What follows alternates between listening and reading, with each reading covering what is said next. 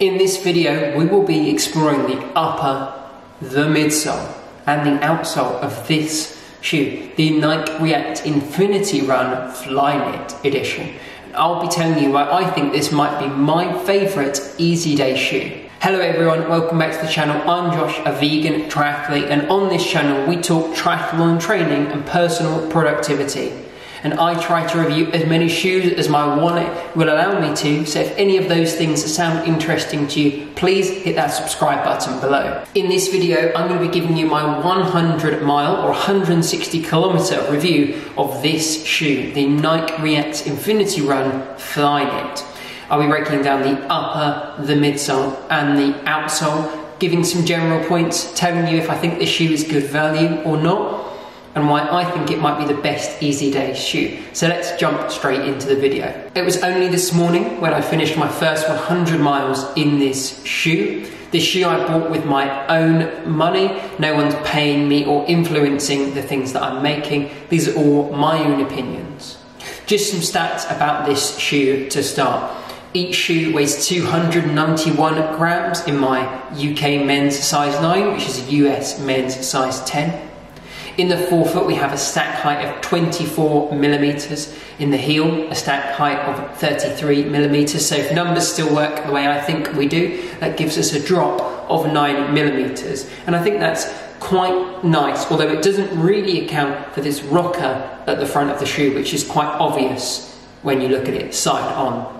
I purchased these shoes for £65 in Black Friday here in the UK. However, they retail for £140, even though they are currently on sale and looks like they're going to be on sale for a while for £85 in the UK, as the second edition of this shoe is coming out very soon. So I expect these to be going really cheaply in the coming weeks and months. Firstly, the upper of this shoe. Now, this is the first shoe in this one with the Flyknit, and I really like this material.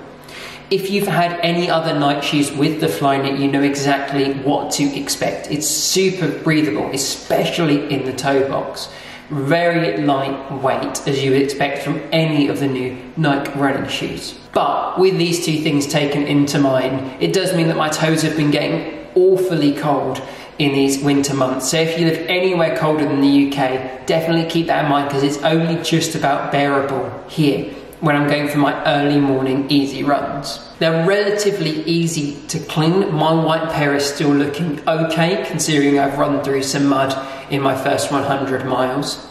The biggest complaint that and I think lots of other people have with the upper of this shoe is the lockdown. There are no extra eyelets to do better lockdown, lace them differently, or to do a runner's knot, which is a little bit of a letdown when could have very easily been added to this shoe.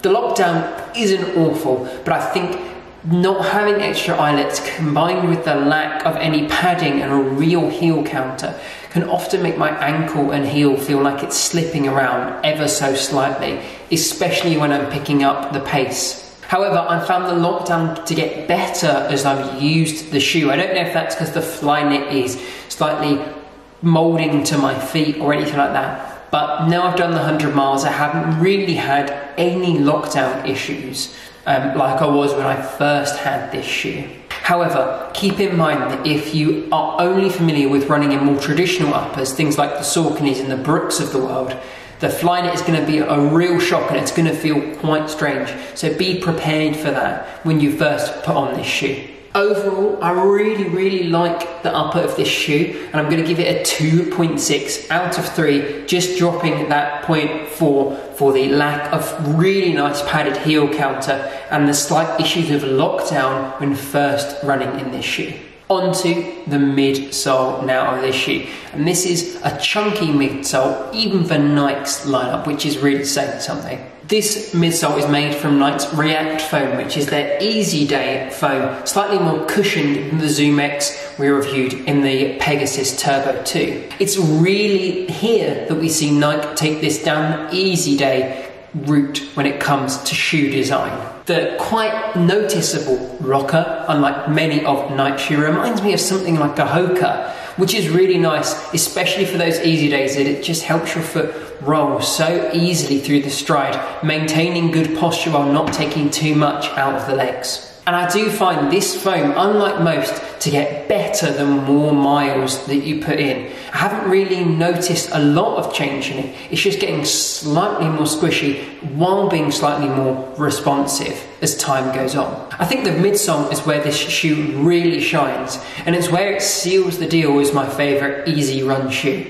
The soft, cushioned feel underfoot allows me to put this shoe on and not worry about how much my legs ache from yesterday's or earlier training. It just means that every mile is an absolute joy to run in this shoe. I'm going to give the midsole of this shoe a 2.8 out of 3, and that's only due to the limited use, as because the weight, and I think a lot of the weight is coming from the midsole, means that you can't quite use it for other types of runs outside of easy day and maybe picking up the pace a little bit, although I personally don't even do that in this shoe. When it comes to the outsole of this very snazzy looking shoe, I really don't have a lot to say here. Nike are using this wavy pattern style more and more on their shoes, and I really love it. I find the grip to be excellent, even when running over wet, sludgy terrain. I haven't felt any issues on the roads and the paths I run,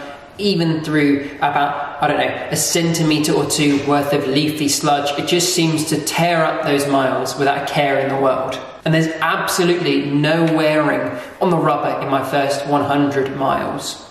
My only tiny comment is that I have noticed some stones getting stuck in the pattern. But this isn't a massive issue for me, as it's not like I'm picking up clumps of dirt or anything as I run. Although I haven't tried the shoe on wet grass, I think it would be okay, although it wouldn't be the shoe that I would choose to go trail. I think some of the other Nike trail shoes are definitely going to be much better in that situation.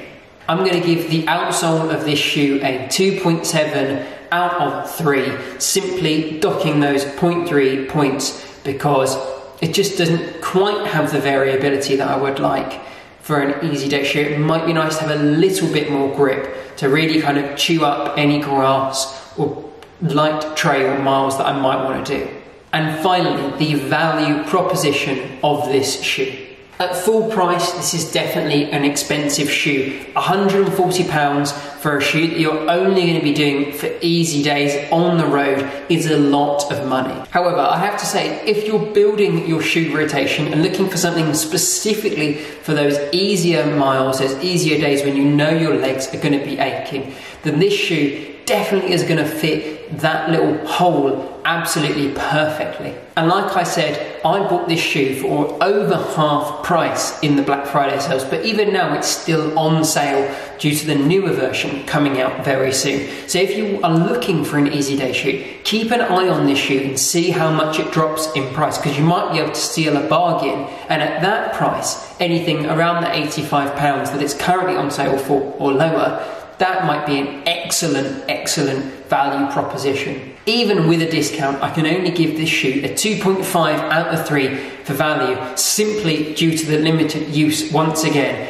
and the fact that a new edition is coming out which fixes a number of the problems that I have with this current version. But like I said, if the limited use of this shoe doesn't bother you, then I'd snatch this up very quickly, especially while it's on sale for your easy day shoe. That gives us an overall score of 10.4 out of 12 if I can do my math correctly. I think this is a really solid score, especially when you consider this is a shoe specifically designed for those easy miles. I think this is going to remain in my rotation for a very long time. Long enough for me to pick up a discounted version of the new shoe. I don't see any durability concerns with this one, and I think it fits perfectly into my running rotation. If you don't care about the limited use and the improved features on the new one, then definitely go for this shoe while it's cheap before you can't get it anymore. You'll find your legs thanking you with every run you wear them for, removing aches and making easy miles significantly more enjoyable. Thank you so much for watching this video. If you want to see any other shoe reviews, please click that subscribe button below to stay up to date with the shoe reviews. And on screen now, you'll see a playlist with all my other running shoe reviews.